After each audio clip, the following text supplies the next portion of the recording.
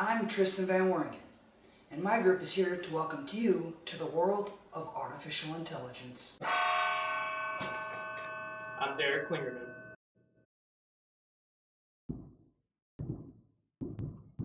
Khadime Celestine. The name Suriakanth. Arvindkanth Suriakanth. The name's J. Dave. Artificial intelligence, by definition, is the capability of a machine to imitate intelligent human behavior. But what really classifies as intelligent human behavior? I think is when something shows a range of emotions and can use either logic or emotion to make a decision. With current computers, we use logic only to make decisions. If two things don't add up, then it doesn't work. I think with artificial intelligence now, they have some capabilities to use emotion, but I really don't think it's there. But with a few years into the future, we might be able to.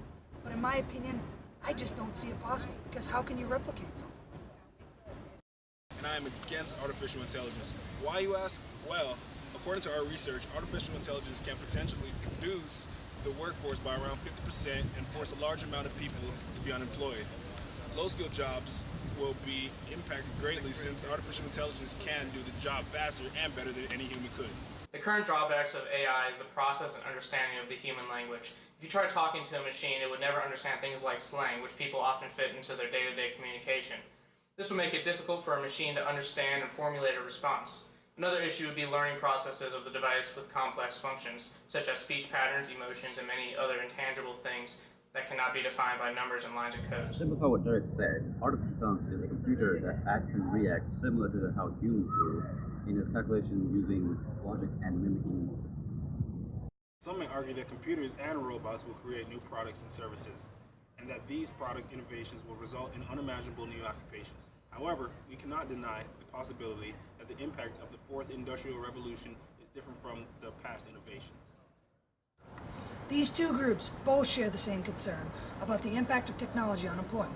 For instance, many are concerned that our existing social structures, and especially our education institutions, are not adequately prepared for people with these skills required for the job. Conversely, social relationships to employ itself. By returning to the focus on a small scale of production, or by giving people more time to spend on leisure, self-improvement, or time with their families, it could change everything for employment. Most researchers agree that a superintelligent AI is unlikely to exhibit human emotions like love or hate, and that there's no reason to expect an AI to become intentionally benevolent or malevolent. When considering how an AI may become a risk, we think, well, there's two scenarios. An AI could be programmed to do something devastating, or it could be programmed to do something very beneficial. These two things could cause great change in our economic systems, and with that, I think it could cause great problems. Well, another issue would be the size of an AI.